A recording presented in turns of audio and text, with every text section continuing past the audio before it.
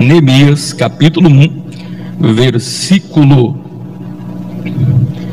de número 1 a seguir, que diz-nos da seguinte forma: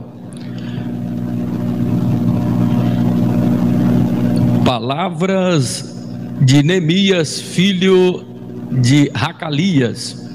E sucedeu no mês de Quisleu, no ano 20º, estando eu em Suzã, a fortaleza, que veio Hanani, um de meus irmãos, ele e alguns de Judá, e perguntei-lhes pelos judeus que estavam e que restaram do cativeiro, e acerca de Jerusalém.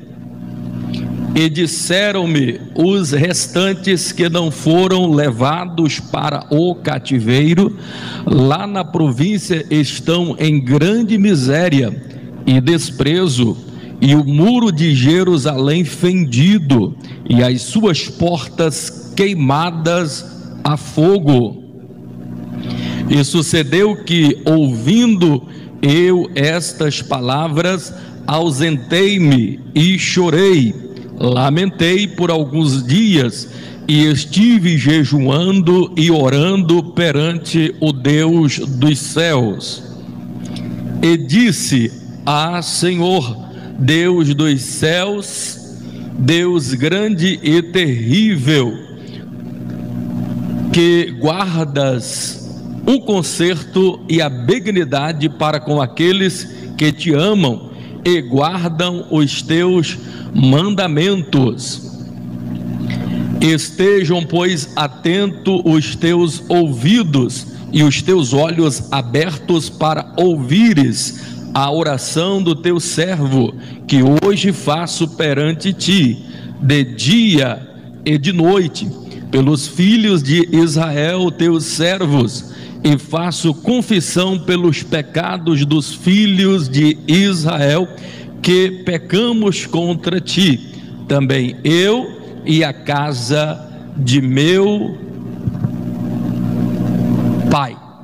Vamos estar orando, meus irmãos. Soberano Deus, eterno e bendito Pai, Deus de infinita glória, grande poder e majestade, em tua presença, Senhor, tal como nós estamos mais uma vez em tua casa, aqui no templo, para aprendermos um pouquinho mais da tua palavra.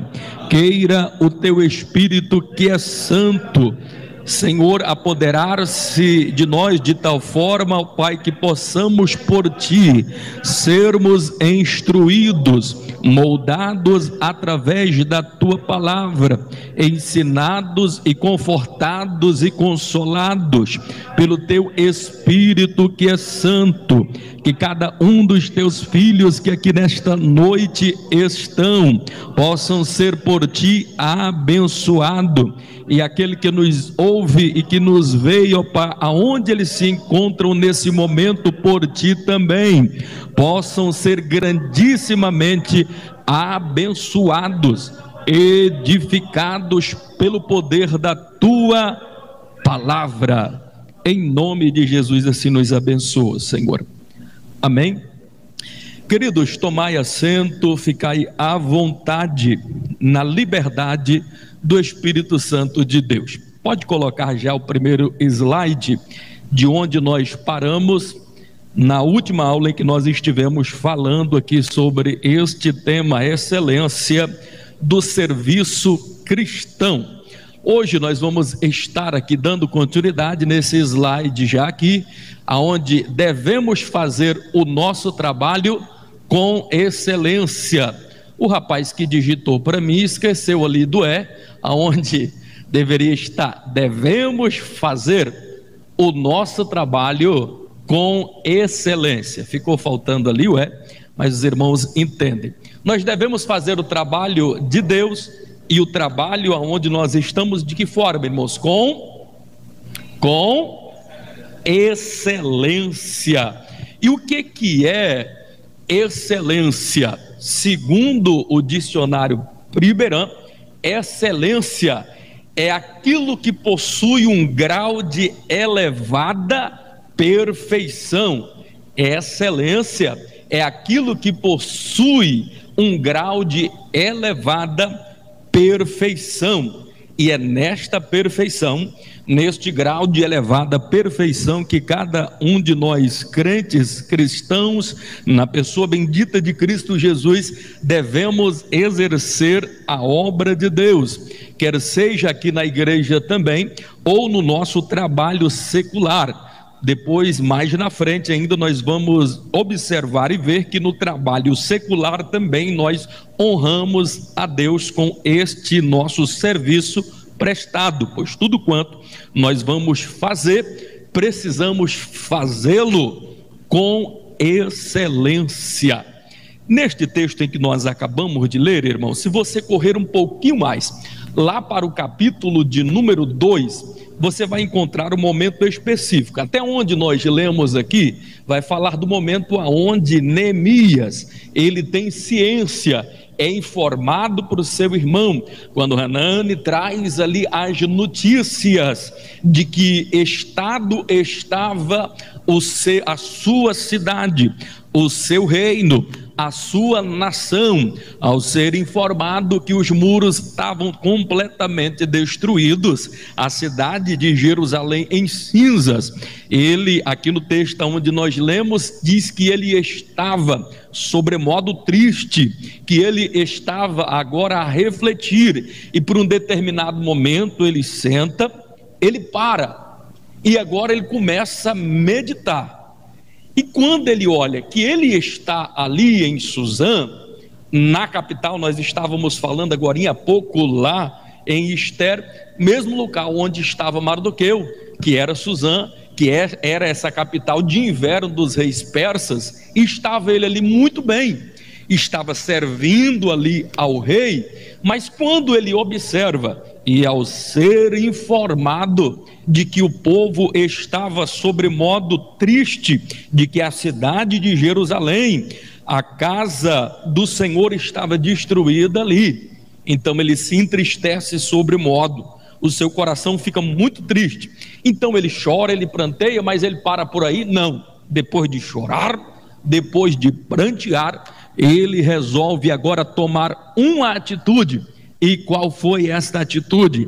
A atitude que ele toma agora é de orar aos pés do Senhor. E o interessante é que todas as vezes que nós oramos a Deus, que nós apresentamos a nossa vida diante do altar do Senhor, algo de extraordinário sempre acontece. O ápice de todos os grandes homens de Deus ao longo da história, ele se deu nos momentos em que eles estavam de joelhos, porque de joelho é melhor, é de joelho que a igreja vence, é de joelho que o povo de Deus continua de pé, é de joelho que nós mantemos a nossa família em pé, é de joelho que o pai e a mãe conseguem manter os filhos no caminho do Senhor e vencer todos os obstáculos e barreiras. Então o joelho, meus amados e queridos irmãos, é nesses joelhos aonde nós obtemos as nossas maiores vitórias, porque a nossa vitória, ela vem do Senhor, que fez os céus e que fez a terra. Agora olhe para cá, esse homem, ele prestava um serviço com excelência, ali no palácio, aonde estavam os reis Artaxerxes, sim ou não? Vocês acham que Neemias prestava um grande trabalho? Qual era o trabalho aqui de Neemias? Alguém consegue se lembrar? O trabalho de Neemias, o que ele fazia? Servia ao rei, ele era copeiro. E o que um copeiro do rei fazia? Era uma das, irmãos, funções mais nobres que existia, porque o copeiro, todas as vezes, ou toda bebida que o rei fosse comer, primeiro quem bebia dessa bebida era ele. Por quê? Vai que está contaminado, vai que porventura possa estar envenenado. Então quem morria? Era o copeiro do rei.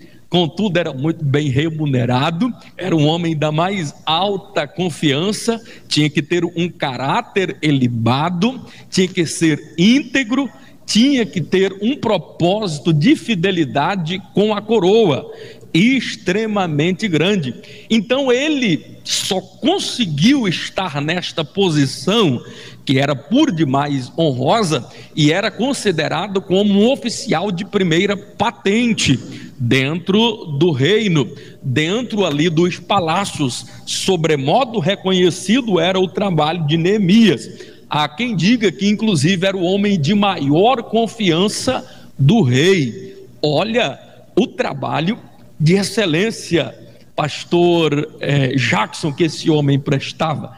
Que trabalho de excelência, copeiro do rei. Então preste bastante atenção que ele só chegou a essa elevadíssima condição porque ele fazia o seu trabalho com excelência.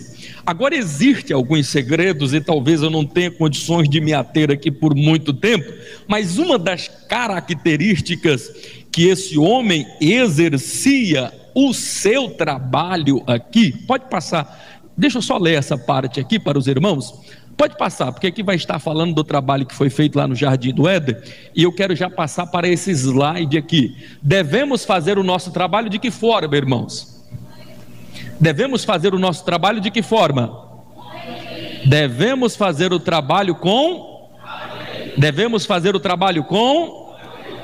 Agora olhe para cá um detalhe, a forma como esse homem exercia o seu trabalho. Neemias capítulo 2, verso de número 1, no mês de Nissan, no 20º ano do rei Artaxerxes, na hora de servir o vinho ao rei, tomei-o e o dei a ele, porém eu nunca estivera triste diante dele. Perceberam? Quando ele vai servir ao rei, primeiro ele toma, perceberam aí? Primeiro eu tomei, depois entreguei ao rei, porque essa era a função dele. Agora, ele pela primeira vez, em todo o tempo que ele servira ao rei, e foram longos anos servindo a este rei, pela primeira vez diante do rei, ele está com uma postura diferente. Ele mesmo aqui vai dizer que ele nunca estivera triste diante do rei. Agora olhe para cá, esse homem fazia um serviço com excelência, e ele fazia de que forma? Com alegria, sim ou não? Vocês acham que ele fazia o trabalho dele com alegria, sim ou não? Então ele fazia o trabalho dele com alegria. E mais interessante, o rei nunca havia visto esse homem triste. Ao longo dos anos, vocês acham sinceramente que Neemias nunca adoeceu? Nesses anos todinho, você acha que esse homem nunca teve uma discussão em casa? Porque casamento, eu só achei muito poucos obreiros ao longo da minha vida que dizem que nunca teve uma discussão com a esposa, né? Então esse homem é quase que um santo, porque esse homem é mais do que um santo. Se ele passa muitos anos casado com a sua mulher e ele nunca teve uma discussão com essa mulher, nunca teve discussão com os filhos, esse homem é quase um santo, irmão, tem que levar logo para o céu, ele está desperdiçado nesse mundo. Então você acha que esse homem nunca discutiu com a mulher, nunca teve um problemazinho ali com o filho, ele nunca adoeceu esses anos todinho? Vocês acham que ele adoeceu ou que ele nunca teve problema? Vocês acham que ele teve problema, sim ou não? Teve problema? Vocês acham? Com certeza, irmãos, porque a vida cristã, ao contrário do que alguns ministérios aí apregoam e dizem que se adoecer não é de Deus, Deus não está com ele, se não tiver rico não é de Deus, não está com ele. Irmão, o que seria então de Jó? O que seria de santos homens de Deus na palavra de Deus, que padeceram grandes privações, mas na oração eles venceram todo e qualquer obstáculo e obtiveram vitória. Diferentemente, não seria também aqui para Neemias. Irmãos, ele enfrentava problemas sim, ele tinha luta sim, agora tinha um segredo que o diferenciava: as dificuldades no seu lar, as dificuldades aonde ele estava vivendo, quer seja de saúde, quer seja de problema emocional na sua casa, de ordem financeira, talvez não, mas vários outros problemas ele poderia estar enfrentando. Mas ao longo dos anos, o que nos salta aos olhos é isso daqui, ó: eu nunca estivera triste diante do rei. Fazer o serviço com alegria. Irmãos, agora olhe para cá. Será que você faz igual Neemias faz? Como que é o seu comportamento lá no seu trabalho? As pessoas falam bem de você?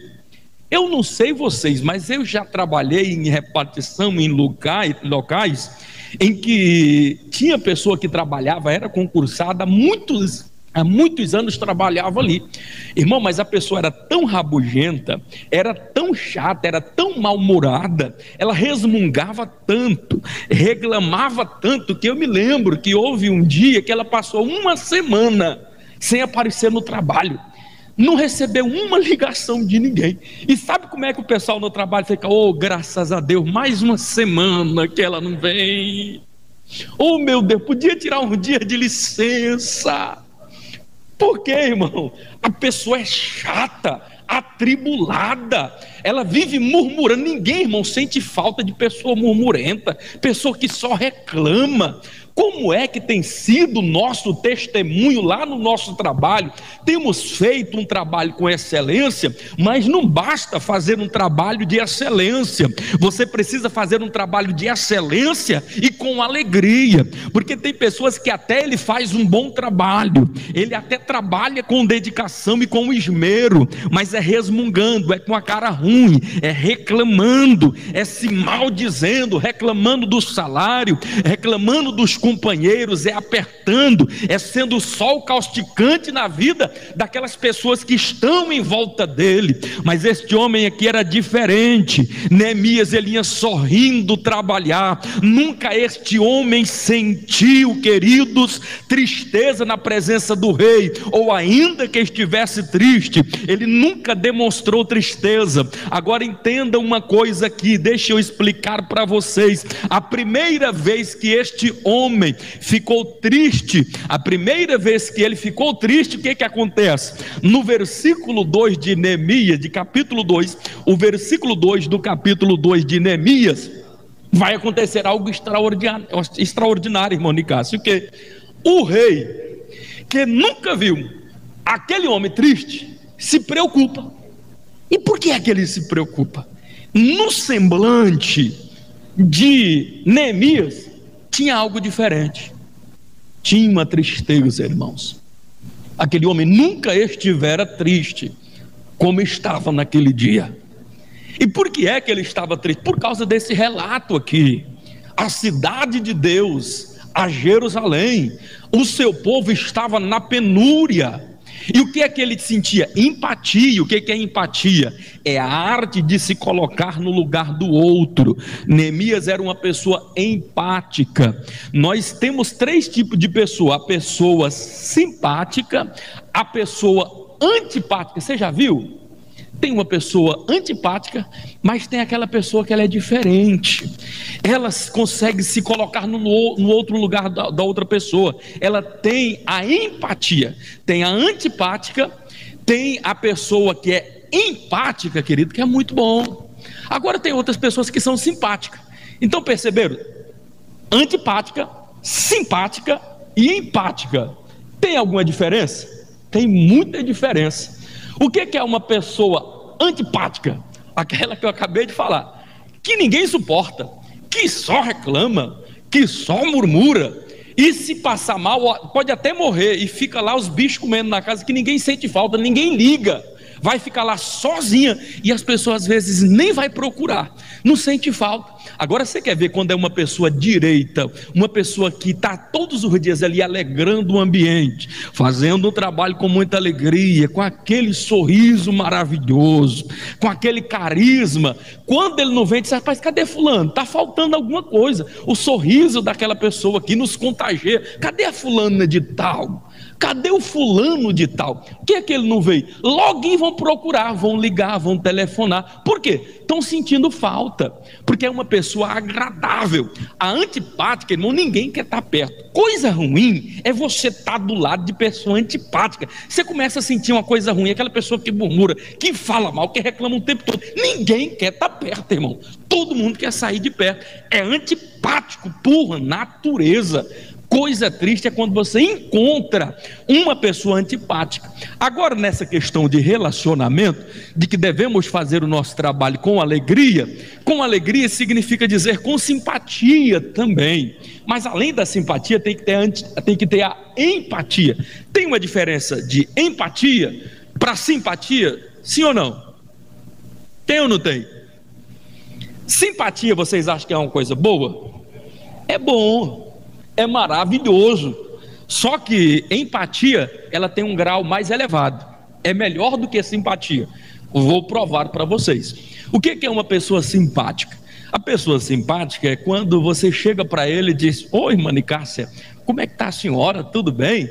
A irmã Nicássia, que é muito simpática, e diz: ô pastor Eurípides, que bênção, que alegria, o senhor é uma bênção de Deus, louvado seja o nome do Senhor, o senhor na minha casa, mas é uma alegria, é uma satisfacença, uma coisa memorável ter o senhor aqui, muito simpática, né? Fiquei feliz demais da conta.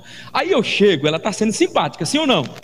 Está sendo simpática, irmãos. Aí eu pego, digo aqui para ela e digo: ô irmã Nicássia, já que a senhora gosta tanto de mim, eu estou passando por um problema assim e tal e tal, e é difícil, está faltando a comida lá em casa, eu estou sem comer, e eu estou procurando trabalho, não encontro, as coisas estão apertadas mesmo, irmã Nicássia. E a irmã Nicássia, olhando com atenção, diz: pois é, pastor, está assim mesmo. Ô pastor, que dificuldade, né? Coisa mais triste. Não, pastor, mas fique tranquilo, Deus vai fazer a obra, Deus é Deus provedor. Aí quer dizer, aquilo ali foi uma coisa simpática de se dizer? Foi bom de se ouvir? Foi, porque ela foi simpática, mas ainda ela não foi o que? Empática. O que é o empático? Ela pode estar apenas sendo simpática, mas ela não conseguiu ser empática, porque se ela conseguisse ser empática, diz: ô pastor, o senhor está assim mesmo? Ô pastor, é difícil, mas toma aqui 1 quilo de arroz, eu vou lhe ajudar. É como que diz assim: ô pastor, ô irmã Nicássia, ore por mim. Não, nós vamos orar, Deus vai fazer providência, Deus vai entrar com a providência. Agora eu quero saber se você está disposto a ajoelhar comigo, a orar, a ajudar naquela situação. É aquela pessoa que foi procurar um serviço e você: não, Deus vai lhe abençoar, você foi simpático. Mas se você quiser ser empático, você pega, coloca aquela pessoa dentro do seu carro, ajuda a distribuir agora os currículos dela. Você vai em uma empresa, você gasta um dia, aí sim você está sendo empático. O que é o empático? É aquele que consegue se colocar no lugar do outro, é aquele que sente a dor do outro. Eu costumo dizer, muitas coisas me sensibilizam. Às vezes, quando passa uma coisa triste na televisão, de alguém que está passando uma grande dificuldade, aí vem alguém, resolve o problema dele. Quantas vezes muitos de nós não choram com aquilo dali? Você já chorou com esse tipo de coisa? Irmãos, dá uma alegria tão grande, de prazer, de satisfação. Você chora de alegria e chora também de tristeza com a grande calamidade. O que é isso? É empatia.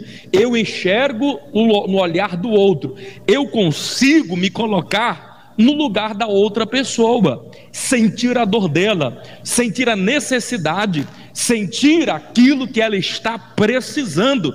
Isto é empatia, é eu me preocupar, é eu sentir a dor do outro. Vocês conseguiram identificar a diferença?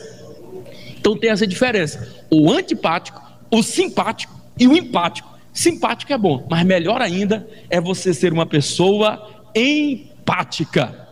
Daí eu pergunto, meus amados, no seu trabalho, como tem sido o seu ambiente lá no seu ambiente de trabalho? Vamos agora para o próximo slide aqui, por bondade.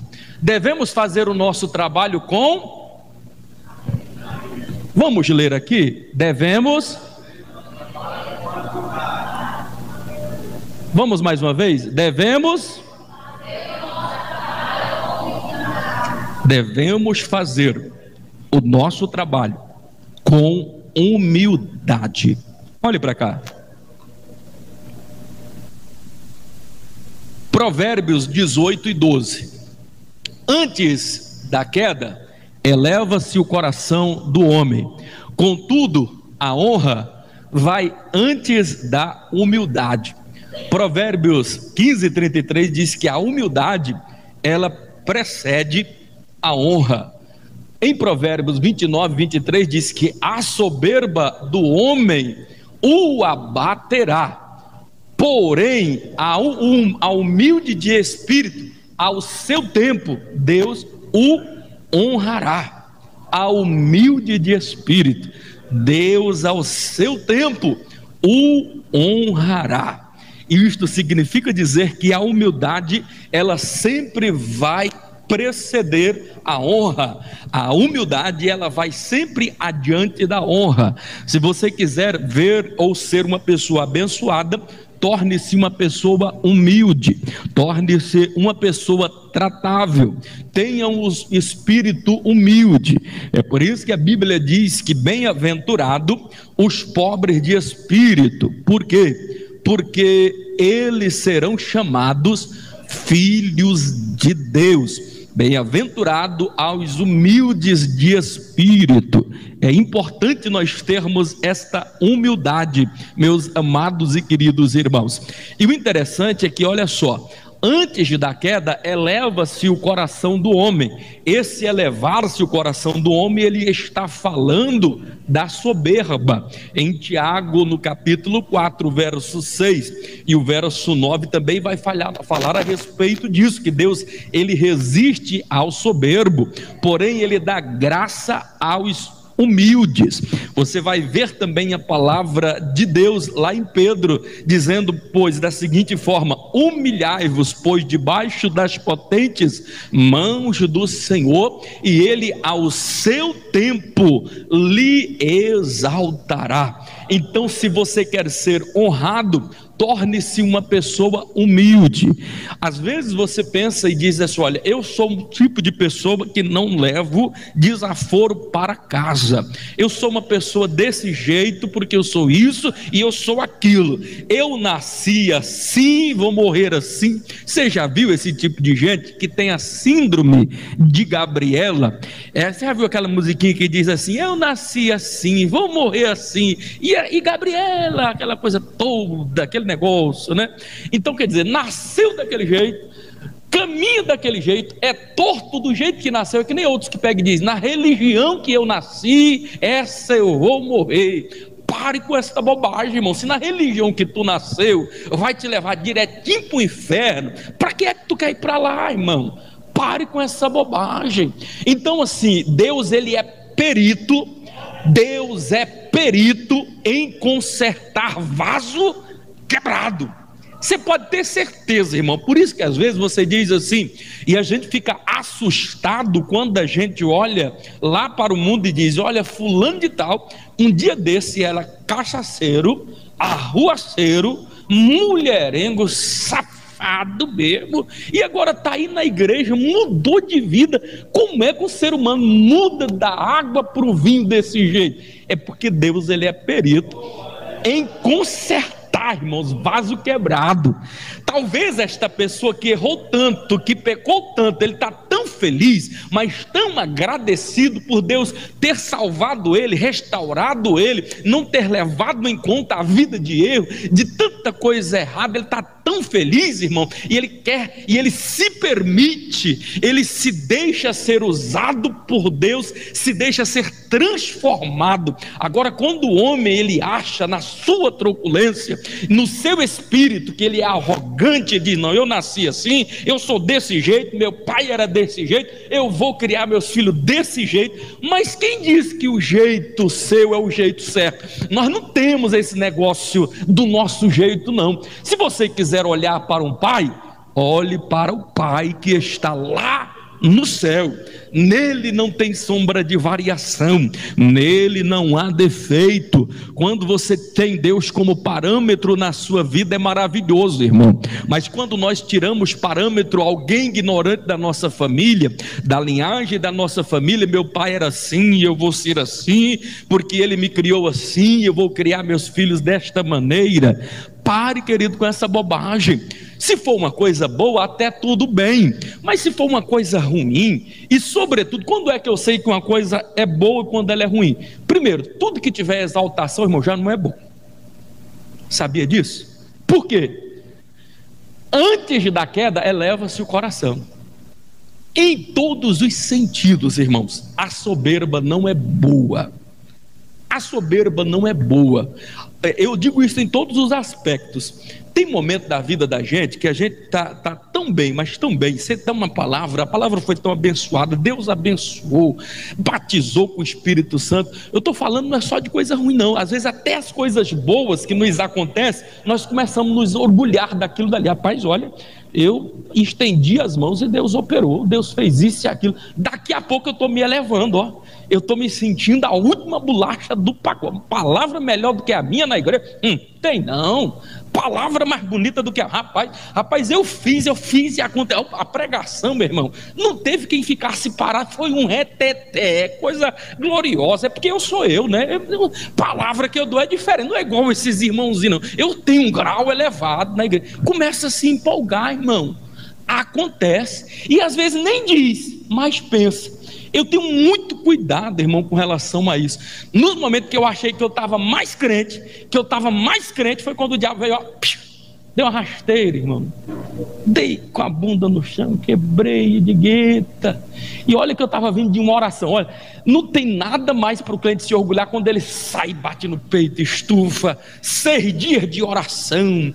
Passei não sei quantos dias no monte e orei e não sei o que, estou poderoso. Irmão, para com essa bobagem. É Jesus que é poderoso, é Ele que faz, é Ele que opera. Não tem estrela no negócio de igreja não. Jesus é o que é o grande. Não é a palavra do pastor que vai fazer o fogo aqui descer não. O que vai fazer o fogo descer aqui é a tua expectativa, a vontade que você veio de cultuar e de adorar a Deus. Você vem aqui para a casa do Senhor não é para assistir espetáculo de crente pegar bonito, pular para cima, sapatear e rolar, não. Você vem na expectativa de ser abençoado. Você vem para o culto é para receber. Você vem para o culto é para ser abastecido do poder, da graça e da unção, porque aqui o grande não é o pastor, aqui o grande não é líder de Senhor, não é ninguém, o grande é Jesus, e Ele está aqui todo dia. Se você vier para a casa do Senhor, todo dia Ele está aqui, Ele recebe o seu louvor, Ele recebe a sua adoração. Não há porque ninguém de nós aqui ser grande, porque grande é Jesus. Amém, irmão?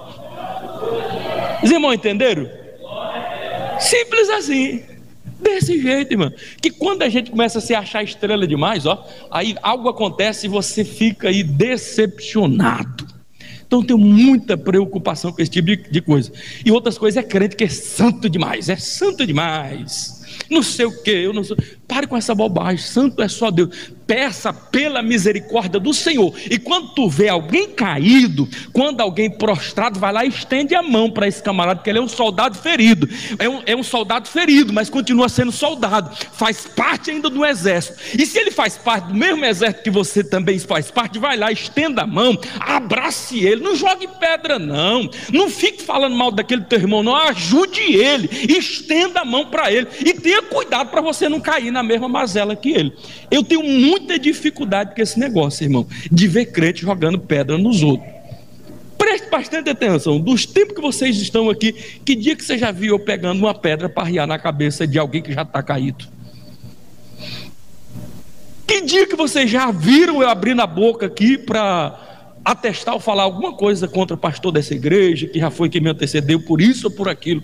Irmão, se alguém errou, eu vou ter cuidado. Meu Deus do céu, olha, eu não sou melhor que ele não, e ele fez, eu vou pegar, ter cuidado para naquele erro eu não cometer, irmão. Mas vou jogar pedra? Para quê, irmãos? Bater no peito? Para quê?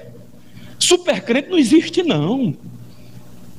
superpoder, aí só é dado para Jesus, querido. Nós devemos ter um coração humilde. Por quê? A humildade precede a honra. Tem pessoa que quer ser, você já viu? Quer ser honrado, mas não tem humildade. Irmão, vai morrer e não vai ser honrado. Vai viver a vida decepcionado, porque ele está envaidecido. Eu sou o todo-poderoso, eu que mereço. A gente tem que parar com isso, irmãos. Você pode ter certeza, se você prestar um relevante trabalho aqui, é a Bíblia que diz, não sou eu não. Diz que ao seu tempo, Deus vai recompensar todo o bem que você tiver feito. Gálatas 6:9 fala a respeito disso. Medite lá, que você vai prestar atenção a respeito disso. Agora, olhe para cá. Um dos textos que me chama muito a atenção, Miqueias, no capítulo de número 4, e o versículo de número 6. Em sua essência, na linguagem de hoje, ele vai ser traduzido da seguinte forma. E aqui, eu até vou puxar aqui, ó. Daí eu te pergunto, porque eu estou fazendo uma pergunta, eu escrevi aqui para vocês. Daí eu pergunto agora para vocês: sem humildade, é possível o homem andar na presença de Deus? Vocês acham? Sem humildade, é possível alguém conseguir andar na presença de Deus? Vocês acham sim ou não? Irmãos, sem humildade, é impossível o homem andar a Deus. Por quê? Miqueias 6, 4 e 6 vai falar de que a única forma do homem andar com Deus é se o homem andar humildemente com Ele. A única forma do homem andar com Deus é se o homem andar humildemente com Ele. A única forma, queridos. Se você se exaltar, você está se distanciando de Deus. Agora, quando eu sou humilde de espírito, eu me aproximo dele e eu sou chamado filho de Deus. Mas se eu me exaltar, Deus se afasta de mim, porque existe um grau de diferenciação muito grande que nos impede de estar na presença do Senhor quando nós, desta forma, nós procedemos. Temos que ter muito cuidado com relação a todas estas questões aí. Fazer a obra de Deus, fazer o trabalho de Deus com alegria. Tem gente, irmãos, que ele é tão pequena, mas tão pequena, que ele acha que para crescer ele precisa humilhar o outro, ele precisa rebaixar o outro. Sabia disso? Tem gente tão pequena, mas tão pequena mesmo, que para crescer ele acha que tem que diminuir, ele tem que falar mal do outro, ele tem que puxar o tapete do outro, porque só assim ele é tão inseguro, só dessa forma que ele se sente superior ao outro, diminui o outro para ele tornar a crescer. Paulo, irmãos, era tão grande que começava pelo nome, que o nome dele era pequeno. Por que Paulo era grande? Porque ele sabia que era pequeno. Então, quando você vê uma pessoa grande, é que ele tem consciência dentro de si que ele é pequeno, e grande é só Deus. Porque quando nós sabemos que somos pequenos, que somos limitados, que somos finitos, aí nós crescemos, temos condição de crescer, mas só crescemos ao ponto aonde chega a graça de Jesus. Aí nós entendemos que quando João olha para Jesus, que o ministério dele era maravilhoso, quando Jesus agora vem para ser batizado por ele, o próprio João diz assim: olha, importa que ele cresça e que eu diminua. E quanto mais você diminui, mais você se aproxima de Deus. Quanto mais você se diminui e exalta o nome de Deus, mais você fica perto dele, e você é abençoado. Não há obstáculo que possa lhe parar de conquistar a tua bênção e conquistar a tua vitória.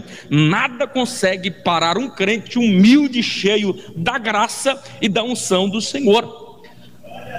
Para você ter uma ideia, a origem, por exemplo, da palavra humildade, ela provém do latim humus, que tem a ver com ser humano, e esse ser humano que vai voltar ao pó da terra. Então esta terra, ao pó, nós um dia retornaremos. Não há por que nós termos orgulho disso daí não. Então somos finitos, a nossa natureza é pequena, mas um dia, quando nós chegarmos à perfeição e tivermos um corpo incorruptível, aí sim, nós teremos a nossa eternidade, e para sempre nós glorificaremos ao nome do Senhor, exaltando ao nome dele. Amém, queridos? Louvado, engrandecido é o nome do Senhor Jesus, que vive e que reina de eternidade a eternidade. Próximo slide, por bondade. Próximo slide. que quer que o discípulo de Jesus faça, deve ser feito como que ao Romanos 14, versículo 7 e versículo 9. O que quer que o discípulo de Jesus faça, deve ser feito como que ao Senhor. Romanos capítulo de número 14 e o versículo de número 7 ao 9. Agora, olha, preste bastante atenção, este comentário aqui de William Barclay, ele vai falar aqui: a convicção do trabalhador cristão é de que cada uma das peças de trabalho que produz deve ser bem executada, como que para mostrar ao Senhor. É este mesmo homem que também ele vai fazer um comentário e diz que quando nós vamos fazer uma comida, quando nós vamos fazer alguma coisa, nós devemos fazer como que fosse ao Senhor. Aí ele explica, por exemplo, quando você vai receber uma pessoa em sua casa, preste bastante atenção. Se eu for receber, por exemplo, a irmã da Luz lá em minha casa, como é que eu devo receber a irmã da Luz? Como que eu estivesse recebendo Jesus. Eu vou fazer um jantar para a irmã da Luz como que eu estivesse fazendo o jantar para Jesus. Agora eu lhe pergunto, quando você convida e quando você recebe alguém na sua casa, você está recebendo aquela pessoa como que se fosse Jesus? Sinceramente, irmão, se você souber assim, e Jesus vai vir almoçar na minha casa hoje, você não ia preparar a melhor comida, você não ia fazer com amor, com carinho, a sua casa, irmão, ia estar brilhando. Era um motivo de honra ou não era? Motivo de honra. Então é dessa forma que Deus quer que a gente faça, como que estivesse fazendo para o Senhor, porque quando a gente sabe que é para Deus, a gente faz com alegria, a gente faz com ânimo. Quando a gente vai fazer qualquer trabalho também é dessa forma. Próximo slide, meus irmãos, por bondade aí. O trabalho dignifica o homem, quer dizer, torna o homem mais digno, torna o homem mais honrado. Encontramos na Bíblia que enquanto estivermos trabalhando, devemos obedecer ao chefe, o supervisor, como que a Cristo. Devemos trabalhar e prestar serviços como servos de Cristo, sabendo que seremos recompensados pelo Senhor. Se você quiser acompanhar, você pode ler lá depois em Efésios 6, do versículo 5 ao versículo de número 8. Olhe para cá, irmãos. Pessoa que tem dificuldade em obedecer hierarquia, pessoa que tem dificuldade de atender uma voz de comando, irmãos, é complicado.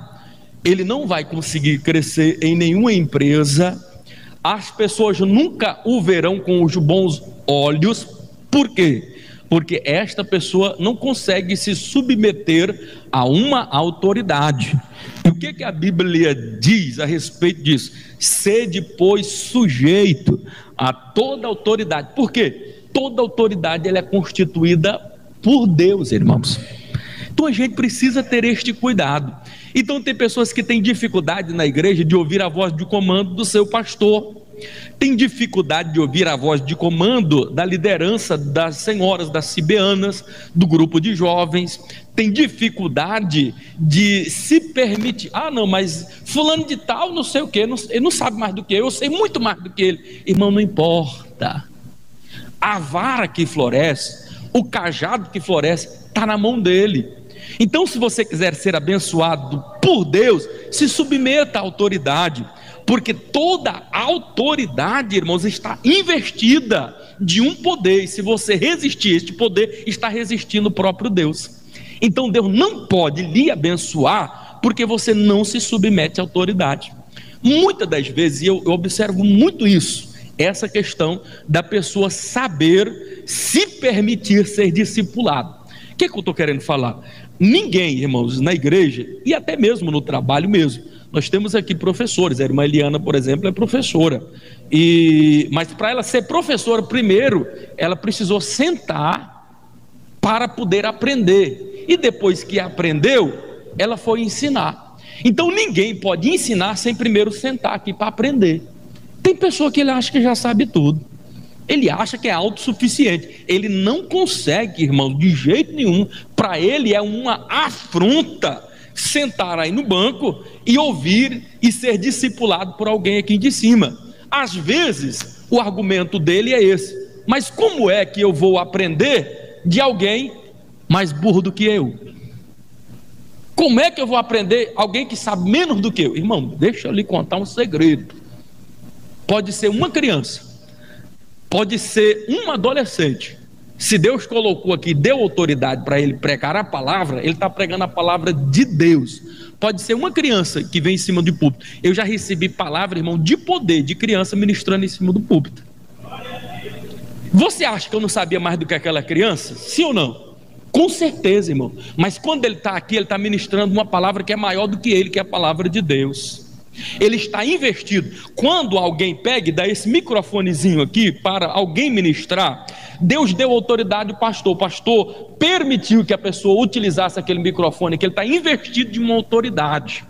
Então a gente tem que ter muito cuidado com relação a isso, para não tocar na santidade de Deus, sobretudo nessa questão de hierarquia.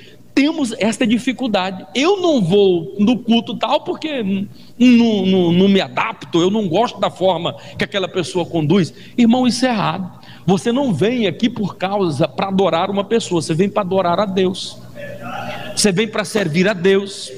É para Ele, é por Ele, é para a glória do nome dEle, é para a exaltação do nome dEle, não é para a exaltação da pessoa, não. Eu não vou para não dar ibope para a pessoa nesse culto. Irmão, pare com essa bobagem. Você vem, não é para agradar as pessoas, você vem para agradar a Jesus. E consequentemente, você tendo comunhão com Deus, você vai ter comunhão também com a igreja. Mas primeiro você vem para cultuar a Deus.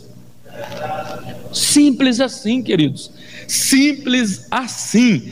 Desta maneira nós precisamos fazer isso. E tem uma outra coisa, e esse é um conselho que é dado: você nunca, irmãos, e isso serve de experiência, um dia se você estiver dirigindo um trabalho, se alguém aqui depois, e Deus abençoar, e eu creio que Deus vai levantar pessoas aqui para ser instrumento aqui nesta terra, para dirigir uma igreja futuramente, para exercer um ministério, o meu conselho é: nunca coloque alguém à frente de um trabalho que não se permita essa pessoa ser discipulada. É um conselho que eu dou, irmãos, até vocês que têm a liderança das senhoras aí, a liderança dos jovens.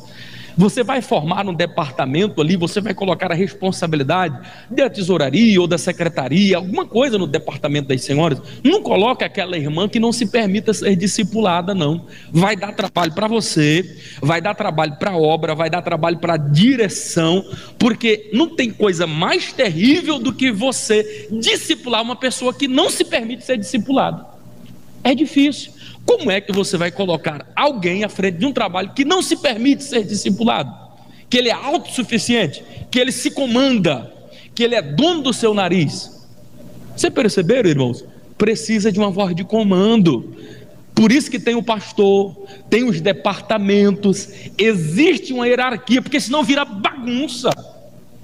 Você já viu casa que todo mundo manda, irmãos? É por isso que quando Deus coloca o esposo dentro de casa, ele é o sacerdote, ele é o cabeça. E por que é que às vezes na casa é a mulher que está mandando e não o homem? Porque o homem foi frouxo, não assumiu a posição. Frouxo, irmão, frouxo.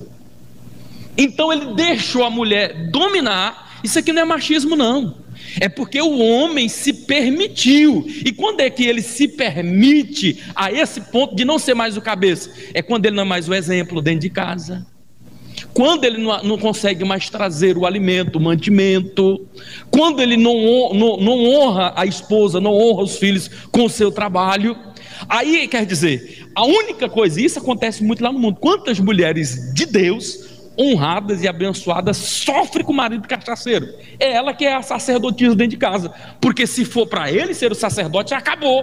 Então a mulher, para não ver tudo acabado, ela se coloca na posição ali de ser o esteio, de ser o sacerdote da casa. Por quê? Porque o homem não se investiu desta autoridade, abriu mão, mas deu autoridade ao homem fazer isto daqui. Então ele precisa ter uma posição, e essa posição ele não pode abrir mão. Agora, se ele não consegue administrar, se ele não consegue conduzir a sua casa, o seu lar, da forma como a Bíblia exige, e a mulher que está mais capaz para assumir essa posição, ela não vai deixar também todo se perder. Agora tem outras mulheres que é porque são encrenqueiras mesmo, o marido é até gente boa, o marido é trabalhador, mas ela quer ser pedra de sapato na vida do marido.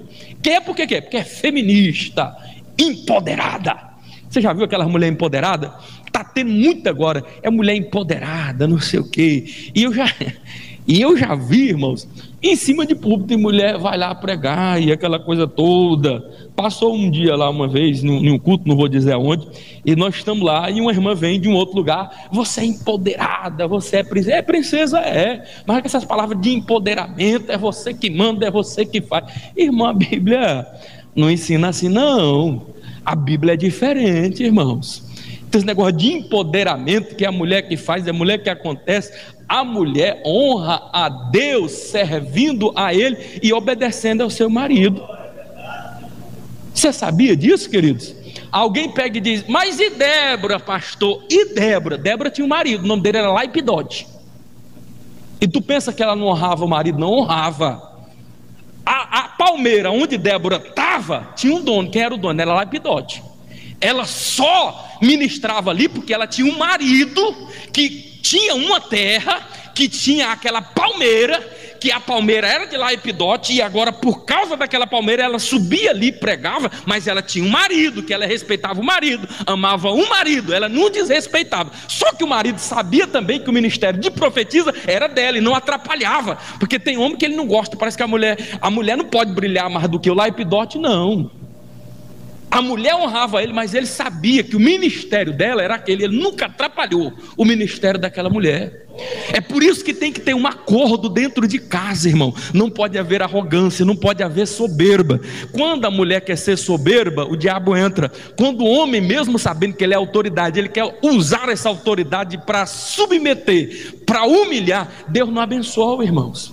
É tudo em parcimônia. Você já prestou atenção? Disse que a mulher é submissa ao homem, mas você já viu qual é a responsabilidade do homem dentro de casa? Amar essa esposa e se entregar por essa esposa como Cristo amou e se entregou pela igreja. Você é capaz de morrer por sua mulher? Coisa dura, né, irmão? Você dá conta de se entregar para sua mulher e se precisar morrer por ela, irmão? Vem o bandido, vem dar um tiro na tua mulher, você entra no meio, não, mata eu aqui, ó, mata, arrebenta, mas deixa ela viver. Não vai não, irmão. Primeira coisa, rapaz, eu vou nada, ela vai morrer bem aqui, amanhã ela já está com outro novinho aí. Vou nada.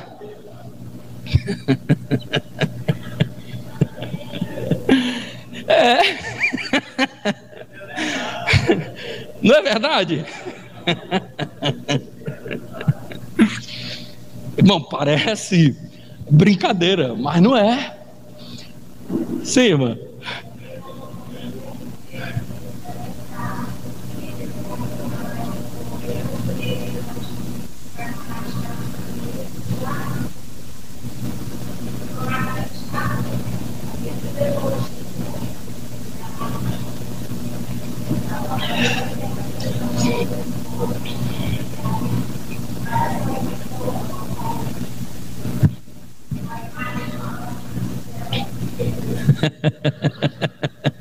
Aí, esse filho está amando na proporção que o marido deveria amar a esposa.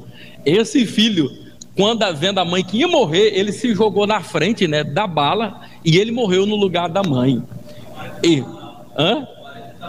Tava não? É por isso, porque se o marido tivesse, ele tinha morrido. Ô fé, irmão, vamos acreditar que esse marido ia. Então, mas eu estou falando, irmão, é só para você ter uma ideia de como que é a responsabilidade nossa como marido. Você entendeu? É de dar a vida por essa mulher. Amém, irmãos? Aleluia. O tempo está passando ligeiro. Vamos aqui para o próximo slide. Por bondade. Próximo slide. Servir ao Senhor com humildade. O próximo slide vai falar sobre... Tanto Lutero como Calvino sustentavam que o cristão cumpria sua vocação e chamado de Deus fazendo o quê? Por meio do seu trabalho e desfazendo assim a ideia de distinguir entre o sagrado e o secular. O que ele está querendo dizer? Que o trabalho aí secular, ele é honroso, é divino também. Por quê? Porque é um ato salutar da divina vontade de Deus, o trabalho. E quando é que Deus instituiu isso? Quando ele colocou o homem para ser mordomo aqui na terra, para administrar, ou seja, para trabalhar. Não era só para ficar na sombra e água fresca, não. Então entenda que quando você está falando de trabalho, então quando Deus coloca o homem lá no jardim, foi para ter obrigação, foi para trabalhar. Então significa dizer que o trabalho é um ato divino da salutar vontade de Deus. Como também o trabalho na igreja é um ato divino da salutar vontade de Deus. Então não tem diferenciação. Trabalho para Deus, o sagrado para Deus, aí todas as duas coisas são sagradas e honradas diante dele. Próximo slide, por gentileza. Refletindo sobre a importância da participação de cada membro no corpo de Cristo para a edificação da igreja, irmãos. A primeira coisa que precisa ficar claro: ainda há serviço a ser feito. 4.2, aperfeiçoamento para o serviço. E 4.3, todos devem participar. Deus em Cristo Jesus abençoe. Esse é o tema que nós vamos estar abordando na próxima aula. Ó.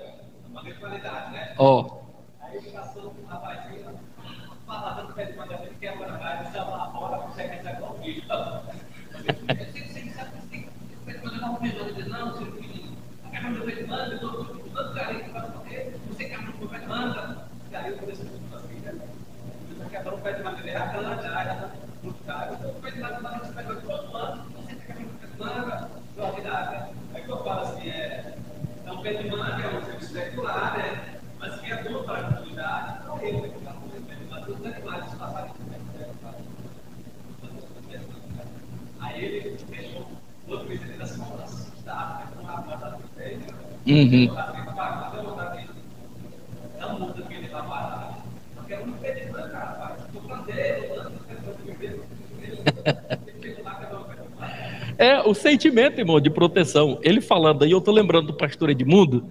Um dia que o pastor Edmundo ficou zangado. Na casa onde ele mora, ali na 33, ele tem uns pés de manga ali em volta, várias plantações que ele fez. Plantou bem pequenininho, há muito tempo que ele mora, desde quase do início ali.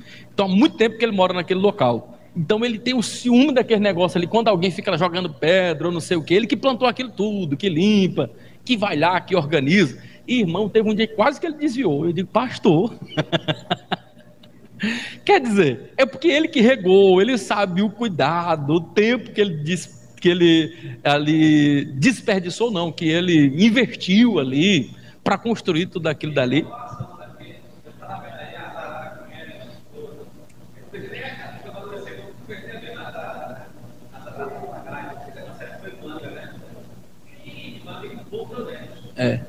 Aí a aplicação que eu quero fazer desse jeito, né? A mesma coisa é o filho, a mesma coisa é a esposa. A gente precisa cuidar, né? Porque a gente que está alimentando, está dando água, está dando o mantimento. Então a família também é isso daí. Nós temos que ter esse sentimento de proteção, igual ele teve, igual o pastor Edmundo teve. O ruim é quando tem um marido, quando tem uma mulher que não tem esse sentimento de proteção. Mas isso parece que ele é próprio do homem mesmo, irmãos. Parece a questão de proteger a casa. A minha esposa, ela até briga comigo isso, e às vezes no sentimento de proteger a casa, você acaba se desprotegendo. Quando eu ouço qualquer barulho ou qualquer uma outra coisa, a primeira coisa que eu faço, eu digo: ó, tu fica aqui dentro, e eu vou sair lá fora para ver, e tranca a porta, e peço para ela trancar, quer dizer, se matar, mata só eu lá fora. Então acredito que esse deva ser o sentimento de proteção. Às vezes alguma coisa que está diferente. Um dia nós chegamos lá, a casa estava aberta, ela sabe disso, Então, assim, por exemplo, se fosse a minha mãe, se fosse meu filho, já é esse sentimento de proteção, porque a gente é o sacerdote da casa. Eu tenho certeza também que se acontecer na casa do irmão Erinaldo, ele vai fazer do mesmo jeito. O pastor aqui, Jackson, vai fazer do mesmo jeito, porque a gente sabe da nossa função, nós somos o sacerdote, então deve partir da gente. Aqueles maridos frouxos, aqueles homens frouxos, que não dá conta de tomar uma providência, irmão, é complicado. Então outro dia eu chego lá em casa, a porta aberta, e nós não deixamos aberta, não. E digo, sai lá para fora, vai lá para casa da tua mãe, eu vou ver aqui. Aí eu vou entrar lá de casa, vou acender a luz, mas ela já correu, já foi embora. Ela já deu com o pé na carreira. Se eu fosse pensar assim, não, rapaz, ela é novinha, eu morri hoje, amanhã ela já está procurando outro. Mas a gente quer proteger, irmãos. Como protege um filho. Quando eu era solteiro era do mesmo jeito. Uma vez tentaram entrar lá dentro de casa, queria quebrar, porque queria eu sair lá para fora para brigar. Isso se a pessoa tivesse com a arma. Aí a polícia que chegou lá, mas quando chegou já tinha dominado lá o ladrão. 3 horas da madrugada. Tinha um tanto de gente lá em casa, tinha uns primos que tinham vindo lá do Goiás, tudo com medo. Primo não vai lá à noite, não, alguém tem que proteger. O cara vai quebrar tudo aqui. Aí ele pegou o carro e eu gostei, o carro estava novinho, com uma pedra que tinha tacar no vidro do carro. Digo, vai não. Olhei nele, não vi, rapaz. Na primeira coisa que ele distraiu, rapaz, eu saí, abri a porta com tudo, parti para cima e rolamos pro chão. Ninguém teve coragem lá. Só depois que eu dominei mesmo o camarada que está dominado, aí aparecem os corajosos, né? Quer dizer, mas a gente, irmãos, precisa proteger os nossos, proteger a nossa casa. O marido dá a vida para a mulher se preciso for, e a mulher se submeta não gemendo, mas com carinho, com amor ao marido, e as coisas vão